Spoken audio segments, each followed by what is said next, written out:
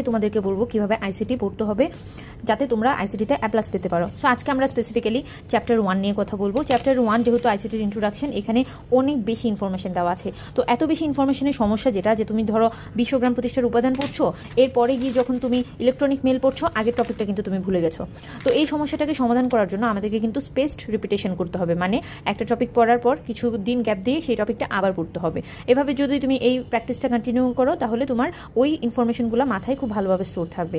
তো এই সমস্যার সমাধান করার জন্য আমাদেরকে কি করতে হবে, প্রত্যেকটা টপিককে খুবই স্মার্টলি আমাদেরকে নোট ডাউন করতে হবে।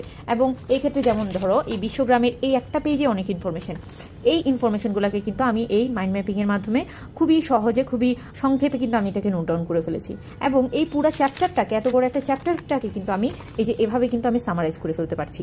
তো একদিনে পুরো একটা চ্যাপ্টার রিভিশন দেওয়া কিন্তু তোমার পক্ষে পসিবল না, এত লাইন পড়া পসিবল না। কিন্তু তুমি যদি এভাবে স্মার্টলি যদি তুমি নোট করে রাখো এবং স্পেসড রিপিটেশনের মাধ্যমে একদিন পর পর একটা টপিক বা একটা চ্যাপ্টার পড়তে থাকো, দেখবে তোমার ফাইনাল পরীক্ষা আসার মানে যত দিনে আসবে ততদিনে তুমি আইসিটির একটা চ্যাপ্টার সম্পর্কে তুমি একেবারে এক্সপার্ট হয়ে গেছো। তো পরের দিন নেক্সট চ্যাপ্টার নিয়ে কথা বলবো। আজকে এই পর্যন্তই। Thank you.